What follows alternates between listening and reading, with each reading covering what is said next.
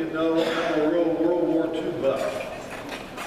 In fact, I've even taken a class over at Western on World War II. And it's fascinating.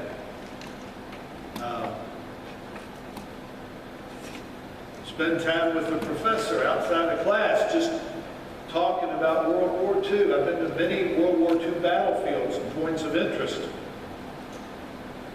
And in my study, one other interest of mine, I guess, is the airborne units, because I was airborne when I was in the Army, where these crazy guys jump out of airplanes.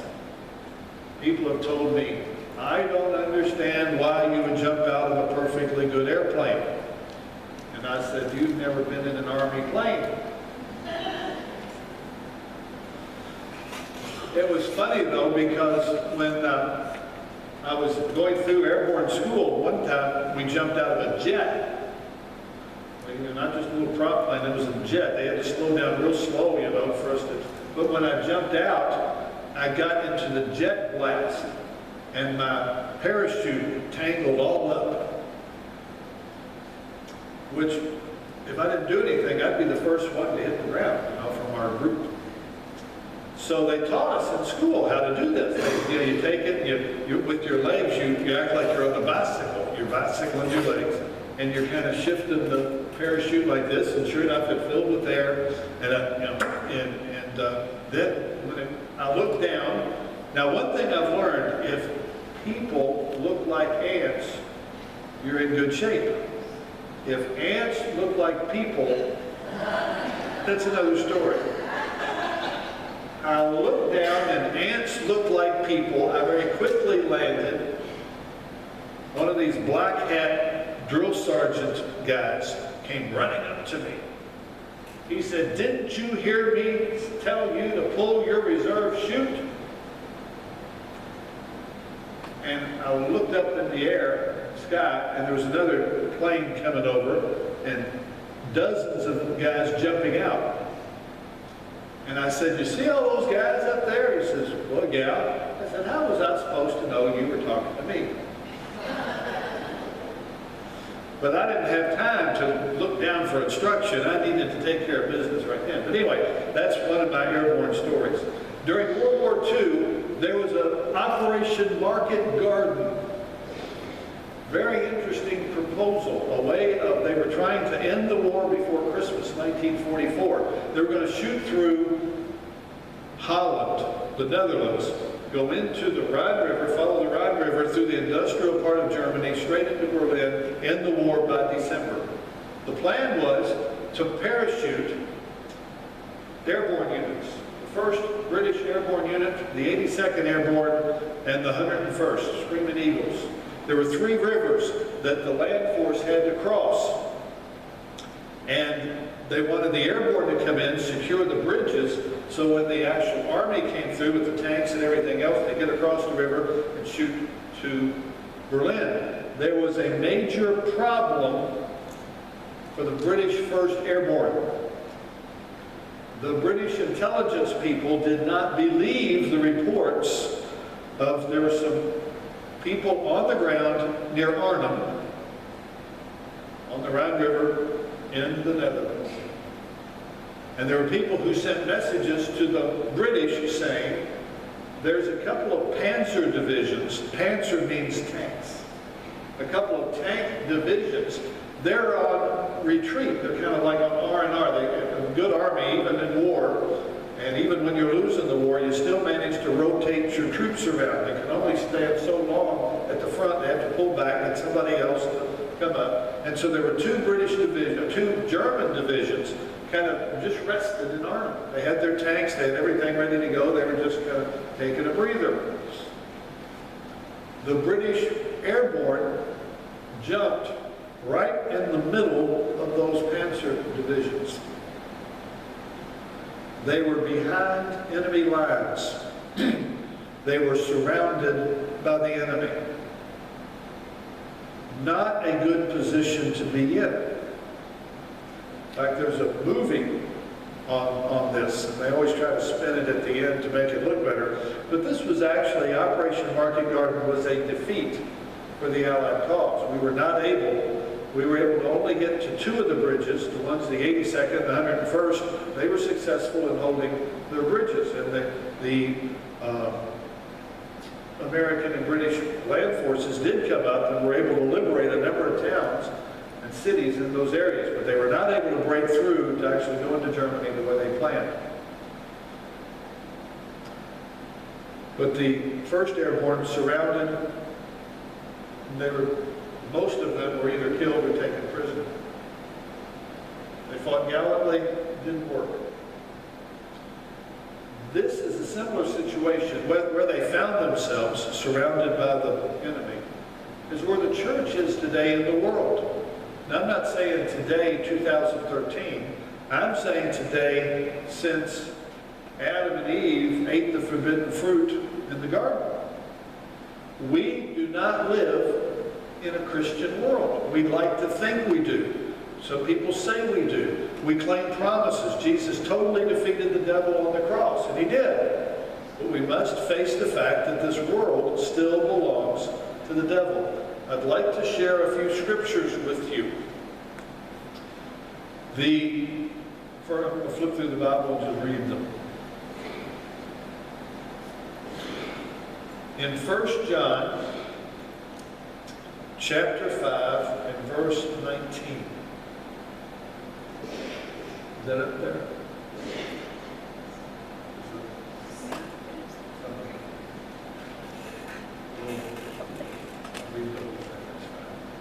First John chapter 5 verse 19 says, now we know that we're of God, and the whole world lies in the power of the evil one.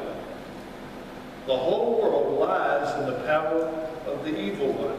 Just remember that. In the Gospel according to John, the book of John, chapter 7 and verse 7, Jesus said, the world cannot hate you, but it hates me, because I testify of it that its deeds are evil. So, here it says, the world hates Jesus. John 16:33.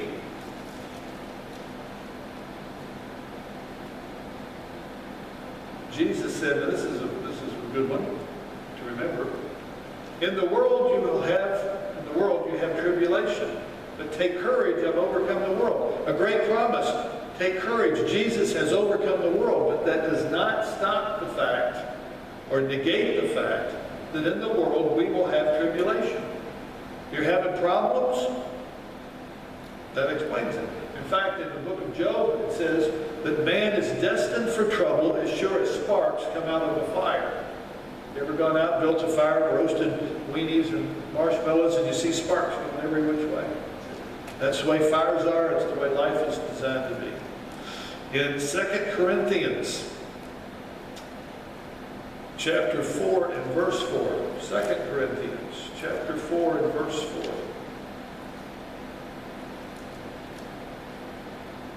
It says that God, and this is important as far as how we relate to one another and we see what's going on in the world, people we know, where we work, our neighbors. The God of this world has blinded the minds of the unbelieving so that they might not see the light of the gospel of the glory of Christ, who is the image of God. You say, why can't they see this? Because the devil's blinded them. In fact, part of what we were talking about at our workshop this weekend was an intercessory prayer. We need to pray for the Lord to open the eyes of people so they can see what they're doing, so they can see what's happening around them. One of the best examples to this, I think it's in 2 Kings. Elisha is a king of Aram, is continually attacking Israel. Elisha is God's prophet in Israel. The king of Aram is planning an attack. He says, okay, we're going to call, he calls his generals in. We're going to go here, we're going to go there, we're going to attack here, and we have victory over Israel. And meanwhile, this prophet, Elisha, is hearing from the Lord. And the Lord says, the king of Aram is planning this battle. Here's his battle plan. So he goes to the king of Israel and says, hail, O king, live forever, even though he knew he wasn't. And he says, here's what the king of Aram is going to do. And he says, here's where his plan is, and if you put your troops here, here, and here, you'll defend the country appropriately. And the king of Aram loses the battle. He goes back home and says, So he plans another attack a different way. Same thing happens. He comes in, Israel's ready, and he says, there's somebody spying in my camp. And one of his prophets said, no, it's nothing, nobody here. There's a prophet named Elisha in Israel, and the Lord is telling him what you think and what you say in your bedroom, the Lord is telling this prophet, and he tells the king, and you're not going to have a chance. And so the king of Aram says, got to get that prophet. So he takes his whole army, invades Israel, goes down to Dothan, where Elisha lives. Elisha wakes up one morning, he and his little servant, they go out there, and they look up, and surrounded on the hills are nothing but these Aramean army. Their chariots, their horses, their swords, their shields, the spikes on top of their head, the whole bit. And the servant says, whoa, baby, we're in trouble. And Elisha says, I'm not worried. There's more with us than there is with them. And you can imagine what was going on in the servant saying, you got thousands, you got you, me, the dog, and the duck. And then Elisha says something really unusual. He says, Lord, open his eyes. And I can imagine again what this servant's saying. I can see very well, little man, you're the one that needs glasses. But an amazing thing happens. The Lord does open the servant's eyes. And he looks around and he sees hosts of angels surrounding the army. To conclude this story, as the army goes down to attack, the angels blind them, confuse them. They wander down going, well, I forgot what it is we're supposed to do. What's going on here? Who are you? I'm Eli. We're looking for Elisha.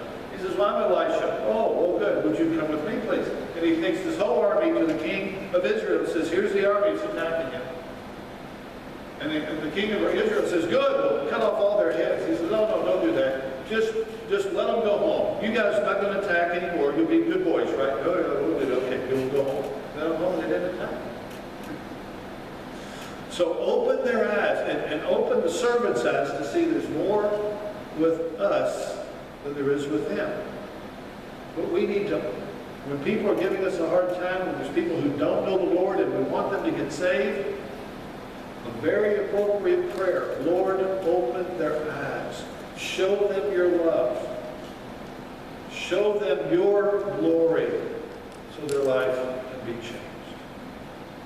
Interesting thing about love, and this is worth noting too. This is a neat little passage. John chapter 3. Y'all know John 3:16, right? For God so what? Loved. God so loved the world. Now what kind of love is that? You might have a Greek lesson. God, it's agape love. We say agape love is God's love. That's not wrong, but to get really technical, agape love is totally unselfish love. Agape love is totally self-giving love. You will empty yourself for the object of your affection. Jesus Christ so loved us, he emptied himself, took on death on the cross so that we could have salvation. He emptied himself, gave everything of himself to us. It was that kind of love. That's God's love. But there's something really an interesting twist that the writer of John says. You look down here in verse 19, 3 little wee verses later, it says, this is the judgment. The light has come into the world. Light's come into the world. The world is full of darkness. There's pieces of light that come through every now and then, although the world is still mostly in darkness. But here's the point. Light has come into the world. Men love the darkness rather than the light, for their deeds were evil. People love darkness. People love sin. People love evil. Now here's my question. What Greek word there is love? Here's the answer. Agape. What? God, God's love evil. People love darkness. Agape love, that's supposed to be God's love. My point is, it's a self-giving, sacrificial love. I've ministered to alcoholics that simply love that bottle. And they say, I can handle this. I'll be okay. Just give me one more drink. You know, I said, you need to stop drinking. No, I can handle my drink just fine. And 5 minutes later, they're dead. To their dying breath, they're refusing to give up alcohol. It's not that big a problem to them. There's all kinds of addictions that are killing people. They're evil, it's darkness. We say, open your eyes so you can see it. But they love the evil. They love the darkness. We're surrounded with that kind of society. And we're involved in spiritual warfare to represent Jesus and bring hope and purpose in the lives of these broken people. Some of you may even be in this room. You can be a Christian and love Jesus and still have brokenness in parts of your life, and the Lord wants to come in and fill your life with His light, fill your life with His love, and really give you purpose and encouragement. He wants us to be totally His. Go into every room of the house, not just your front parlor where things look good. Now, we need to, here's something else the Lord tells us. Be aware the world is different and Christians are not to be like the world. Matthew chapter 16 and verse 26. I've got those written down, but I didn't write out the scriptures. Matthew 16, 26. A memory verse. For what will it profit a man if he gains the whole world and forfeits his soul? What will a man give in exchange for his soul? You gain the whole world. What's it worth if you don't have Jesus? Romans 12, 1 and 2 says, do not be conformed into the ways of the world, but be transformed by the renewing of your mind. Literally in the Greek, what Paul is writing is, he says, don't let the world squeeze you into its mold. There's a way the world wants us to live. We have to fit into the mold of the world. There's a term that's come up in the last few years called political correctness. And we have to make sure that we use the politically correct terms, which often go totally against the teachings of Scripture. And that's allowing the world to squeeze it. In fact, even churches and whole denominations are squeezed into the image of the world and the mold of the world. We're acting like the world in too many ways, sadly. If you look at statistics in our society, there's not a lot of difference in the way Christians are living and the way the world is living. A lot of things are going on, and people who claim to be Christians are involved in a lot of stuff that's just destroying their lives. And the church needs to be different. We should not be like the world. We are totally unprepared for tribulation. If things are getting tough, then we immediately sort of become like the world because the world is going to leave us alone. Too often our motivation is survival. Our motivation is to have a nice, easy life. Now, when we talk about tribulation, there's kind of two areas here. One is what I would just simply call the everyday problems that we face in life. Now, some of these problems are very drastic. You know, Wanda, bless her heart, is going through horrible tribulation yesterday, today, and the foreseeable future. That's terrible. To lose a child and have to go through that grief, that is tribulation. But some Christians today do everything they can to avoid tribulation, to avoid hardship, when sometimes the Lord brings us into a situation that is designed to help us grow, that's designed to help us draw close to Him.